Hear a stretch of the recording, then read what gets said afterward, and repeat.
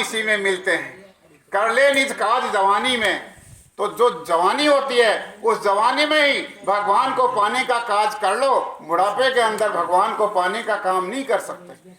बुढ़ापे के अंदर तो जो आराम से धीरे कुछ बन जाए कर लो, बाकी तो जवानी में काम करके तैयार कर लो। तो आज आप सब लोगों से ये बताया जा रहा है कि आप लोग अब समझो, विचार करो, होश में आओ और आकर के अपनी जीवात्मा पर, रूह पर दया करो और दया करके अपने जीवन के कल्याण की आप लोग आशा बांधो। ये आत्मा जो हमारे शरीर में बैठी हुई है, ये बोलने वाला हमारे शरीर में बैठा हुआ है, इसकी परख पहचान हम अपने जीवन में रहते हुए कर लेंगे तो हम लोगों को इस बात का पता चल जाएगा कि आने वाले समय में हमारा कोई कुछ नहीं बिगाड़ सकता। हम पहले से अपना काम करके तैयार बैठे तो हम लोग पहले ही कह देंगे कि हम तो अपना काम करके बैठे। आप लोग, ये समय आएगा, ये वक्त आएगा इस शरीर के ऊपर, ऐसे लोगों को 6 महीने पहले अपनी जाने की तैयारी का पता लग जाता है। 6 महीने पहले कि हमको उस समय के ऊपर शरीर को छोड़ना है, तो उसको चिंता तो किसी बात की है नहीं कि हमको क्या दुख होगा, क्या परेशानी होगी, क्योंकि उस दुख परेशानी को तो पहले ही खत्म कर चुके। उस परेशानी को जब पहले खत्म कर लोगे तो आगे आपको परेशानी का, दुख का कोई भय नहीं सताएगा।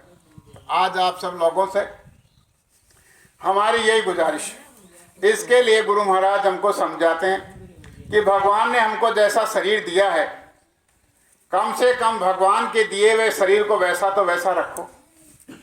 आप भगवान के बनाए हुए शरीर को गंदा मत करो।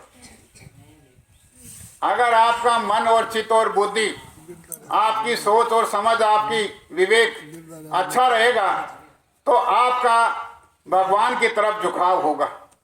और आपके मन चित्त बुद्धि खराब रहेंगे, आपका खान पीन अच्छा नहीं होगा, आपकी बोली भाषा अच्छी नहीं होगी, आपके मन के विचार अच्छे नहीं होंगे, आपके विचार दूषित होंगे, तो फिर आप न परमात्मा को याद कर सकते, न अपने देवी देवताओं को याद कर सकते। अब आपको अच्छे काम करने के लिए, अच्छे भाव विचार करने के लिए, जैसा आप शरीर को खाना दोगे वैसे ही आपके भाव विचार बनेंगे। अगर शरीर को आप अच्छा खाना दोगे तो आपके भाव विचार भी अच्छे होंगे। अगर शरीर को गंदा खाना दोगे तो आपके भाव विचार भी गंदे रहेंगे।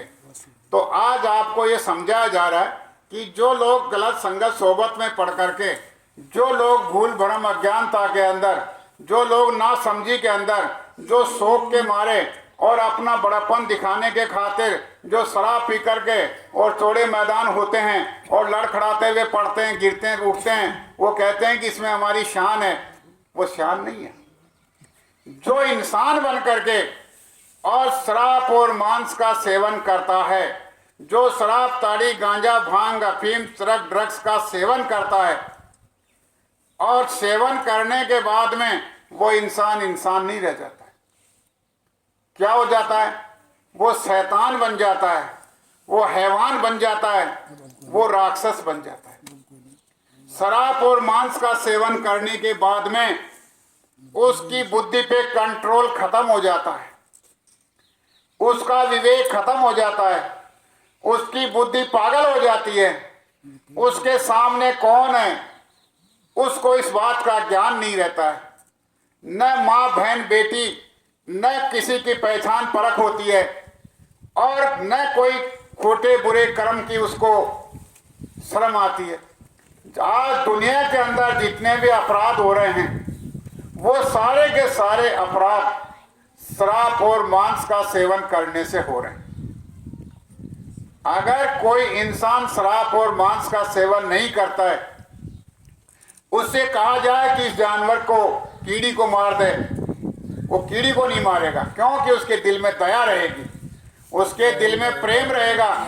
और अगर कीड़ी भी कहीं रास्ते में आ गई और उसको नजर आ गए तो उसको भी बचा करके चलने की कोशिश करेगा। अनजाने में कुछ हो जाए वो एक अलग बात है, लेकिन जानते हुए वो ऐसी गलती नहीं करेगा। और अगर शराब और मांस खाने पीने के बाद में उसकी बुद्धि पर कुछ भी नहीं होता, वो तो सामने जो होता है उसी को करने में लग जाता है। तो कहने का हमारा ये आपसे निवेदन है कि शराब और मांस के खाने से, शराब और मांस के सेवन करने से इंसान अपनी बर्बादी कर बैठता है। इंसान अपना, बच्चों का अपना भविष्य खराब कर लेता है। शराब पीने वाले की औरत घर के कोने में बैठ करके रोने लगती है। वो बाहर बैठ करके रो भी नहीं पाती है, घर के कोने में बैठ करके रोती है कि मैं अपनी पीड़ा बताऊं तो किसको बताऊं। उस घर के अंदर कुछ नहीं बचता है। दूसरी बात है कि अगर आप जानवरों को मारोगे, पक्षियों को मारोगे और बेमौत मारोगे, समय से पहले किसी का मकान खत्म करोगे, तो मकान खत्म करने के बाद में उसको मकान से बाहर कर दोगे, तो आप थोड़ा सा विचार करो कि जिसका घर उजाड़ दिया, जिसका मकान खत्म कर दिया, फिर वो आखिर में रहेगा कहाँ? कहाँ रहेगा वो बिना मकान के रहेगा, बिना मकान के सूक्ष्म रूप में रहेगा, जो आपको नजर नहीं आएगा। और नजर नहीं आएगा, वो प्रेत योनि के अंदर घूमता रहेगा।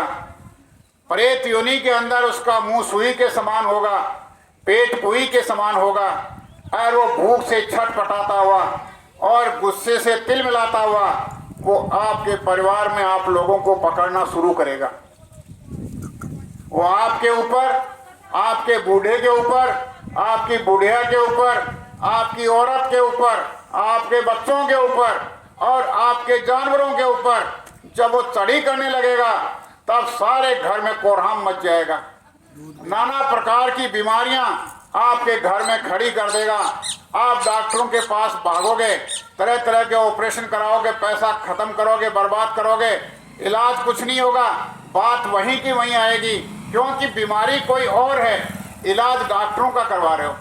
तो ऐसी प्रेत आत्माएं शराब और मांस खाने वाले लोगों को जब पकड़ने लगेंगी, तब उनको भारी तकलीफ होगी। उस समय सोचो और विचार करो कि आप उसको ठीक कराने के लिए कितना भारी पैसा खर्च करोगे, कहाँ कहाँ भागोगे, कहाँ कहाँ दौड़ोगे। इसलिए आज आपसे पहली बात तो ये बताई जा रही है कि शराब और मांस का सेवन जो हमारी आवाज को सुन रहे हैं और वो कर रहे हैं, आज हम उनसे अपील और प्रार्थना कर रहे हैं। बाबा जय गुरुदेव जी महाराज भी उनसे अपील और प्रार्थना कर रहे हैं कि आज की तारीख, मिति, समय अपनी डायरी में, अपने घर में किताब कॉपी भई में आप लोग नोट कर लीजिए और छोड़ दीजिए, छोड़ दीजिए, जीवन को बदल दीजिए, ये अच्छा रहेगा। और अगर आप लोग नहीं मानोगे तो आप लोग एक बात बता दो कि आपके घर में कोई शरीर छोड़ देता है, हमारे घर के अंदर कोई मुर्दा है, तो उस मुर्दे को घर में रखते हैं? घर में रखते हो क्यों? बाहर ले जाते हो। तो बाहर ले जाते हो तो शमशान में ले जाते हो। आदमी होता है तो उसको विधि विधान से जला दिया जाता है, जानवर होता है तो जंगल में उसको खुले में या कहीं गड़वा दिया जाता है, लेकिन आखिर उसको घर से बाहर दूर ले जाते हो।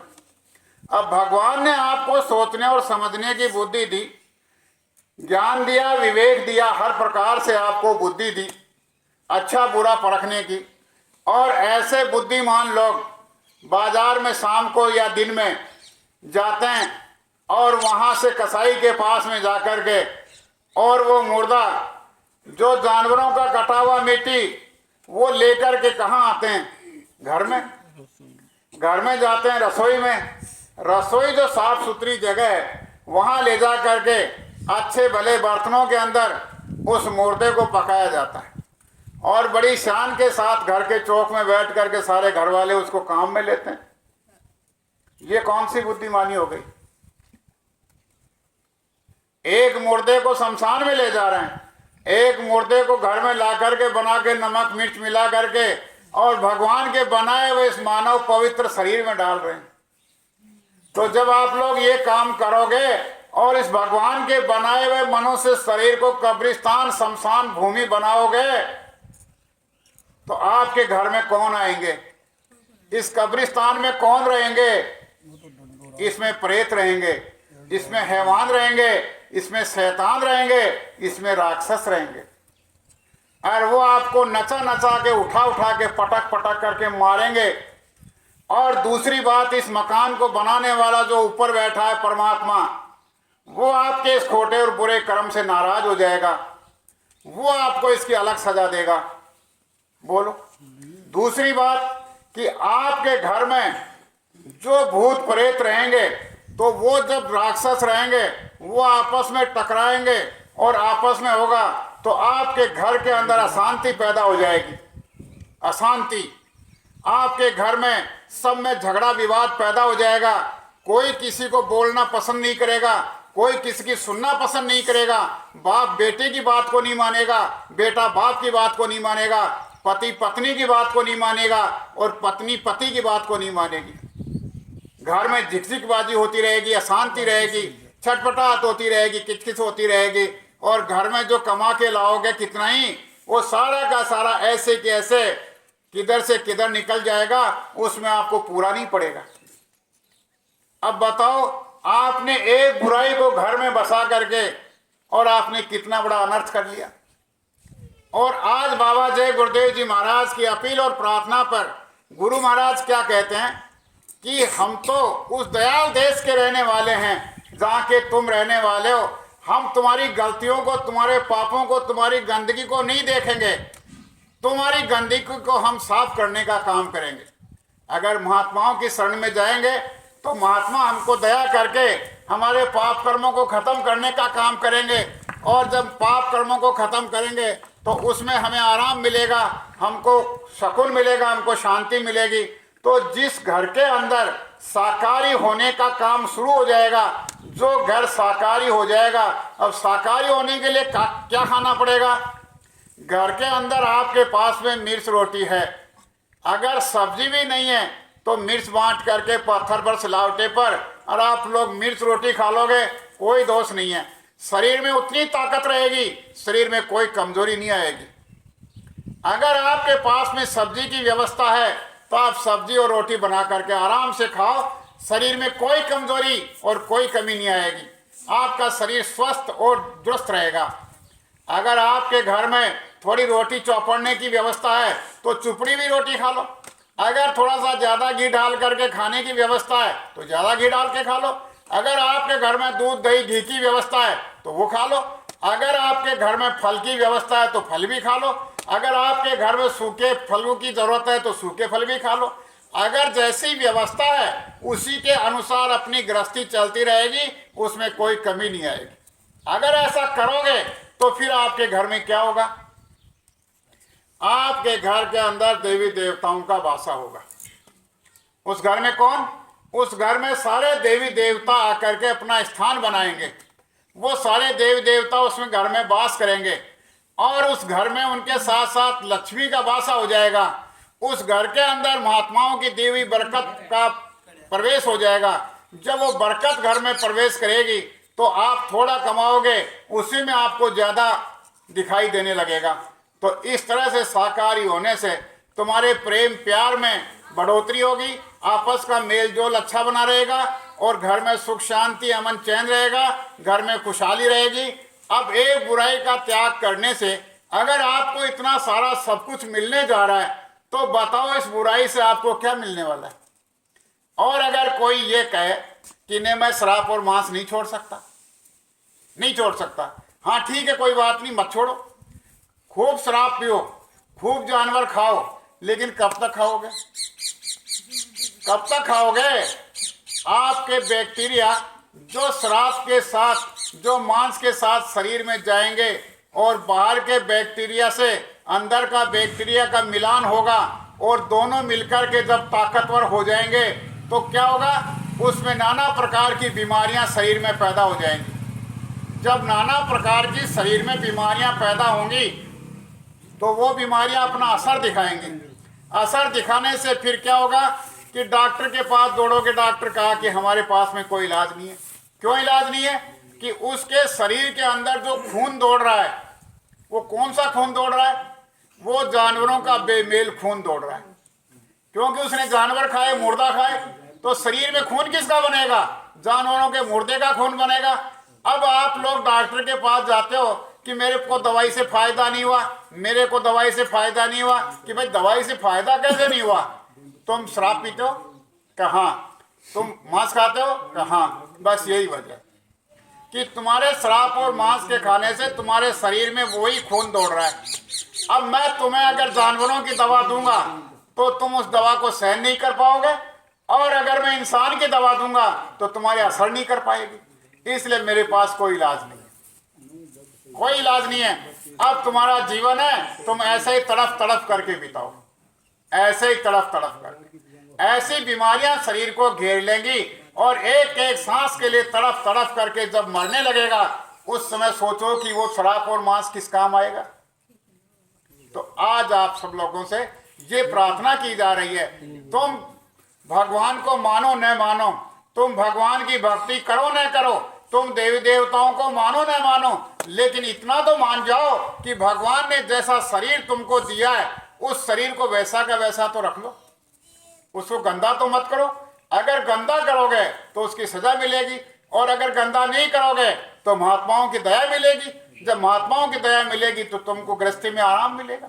इसलिए आप सब लोगों से हमारी प्रार्थना है कि आप लोग इस चीज को छोड़ो और बुराई से बचो। आप लोग बुरे संदोष में पड़ करके आपने बुराई को पाया, जब बुराई को संदोष में पड़ करके पाया है तो आज आपको ये बात बताई जा रही है, गुरु महाराज का संदेश आपको सुनाया जा रहा है, तो आप लोग आज इस बुराई को छोड़ भी दो। आज बुराई को छोड़ करके अच्छाई को अपना लो। कि बुरे लोगों में रहोगे तो बुराई सीखोगे, अच्छे लोगों में रहोगे तो अच्छाई सीखोगे। तो आज आपको जब अच्छाई की जानकारी कराई जा रही है तो आप लोग इस अच्छाई को अपना लो और बुराई को छोड़ दो। तो आज आप लोग ये विचार करो कि हम जो जिस मनुष्य शरीर को लेकर के बैठे, ये मनुष्य शरीर छोड़ना है। क्यों छोड़ना है? कि किराए का मकान है,